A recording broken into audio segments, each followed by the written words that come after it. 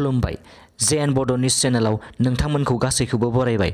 नोंथांमोना भिडिअखौ फारियै जोबजासे नायलांदो। क'क्राझाराव अल BTR SSA कन्ट्रेक्टुअल टेट टिचार एस'सिएशननि सोद्रोमाफोरा गोख्रों खुदिसारदों आरो गोसोखांलाय गथायदों।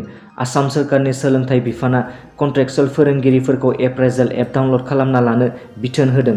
बेनि गेजेरजों बोसोरफ्रोमबो आनजाद लानाय जागोन आरो जाय बे आनजादाव फेल जायो बेखौ साख्रिनिफ्राय बोख्लायनाय जागोन होननानै फोसावदों। बेबायदि बुंनायनि सायाव मैया 6 दिसेम्बर खालि अल BTR SSA कन्ट्रेक्टुअल टेट टिचार एस'सिएशननि फोरोंगिरिफोरा क'क्राझारनि सोलोंथाइ बिफाननि बिथोनगिरि मावखुलियाव फैनानै गोख्रों खुदिसारनाय दिन्थिदों। लोगोसे BTRनि सोलोंथाइ बिथोनगिरि जगदीश प्रसाद ब्रह्मनो गोसोखांलाय गथायो। जौगानायनि हाबाफारिजों तामुलपुर जिल्लायाव आसामनि गिबि मन्त्रि हेमन्त बिश्व शर्मा आरो BTRनि CM प्रमद बर'नि नुजाथिनायजों 882.21 कौटि रां बाहायनानै गुबुन गुबुन जौगालु बिथांखिफोरनि अन्थाइ खाम्फा गायसननाय हाबाफारि लादों। गाहायै BTR गोरोबथाजों फैफानाय तामुलपुर जिल्लायाव गोदान थाखोनि खाबु थानाय मेडिकेल कलेज आरो फाहामसालिनि हादाब फुजिनाय, मटंगा दैसानि सायाव गंनै, बाल्टिं दैसानि सायाव गंसे RCC दालां लुफुंनाय जागोन।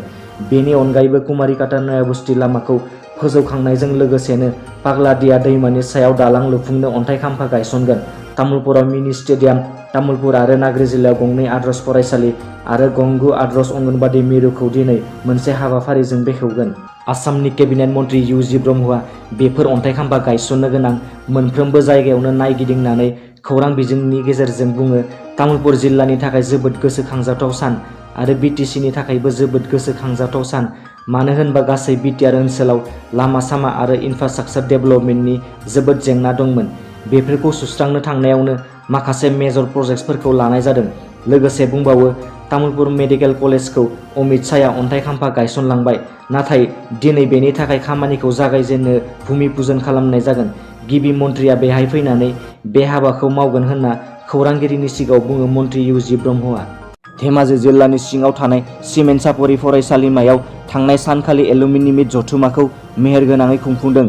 सिमेन्ट सापरि फरायसालियाव खुंनाय बे जथुमानि थांखियानो जादों सिमेन्ट सापरि फरायसालिमानिफ्राय जेसेबां बारग' फरायसाफोर दं आरो फोरोंगिरि जयै लोगो मोनलायनाय आरो बारग' फरायसाफोरनि जौगानाय जथुमानि हाबाफारि बायदियै मैया फुंनि समाव फिरफिलाखौ बिरहोयो सिमेन्ट सापरि फरायसालिमानि गोरायुं सुसेन दलेया।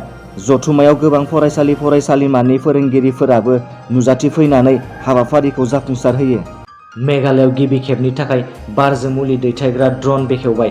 गुबुन गुबुन बिथिङाव जौगानायनि हाबा मावबाय थानाय बायदिनो सावस्रि बिफानाव टेक्न'लजिनि गोदान आदब बाहायनायखौ नुनो मोन्दों मेघालयआव।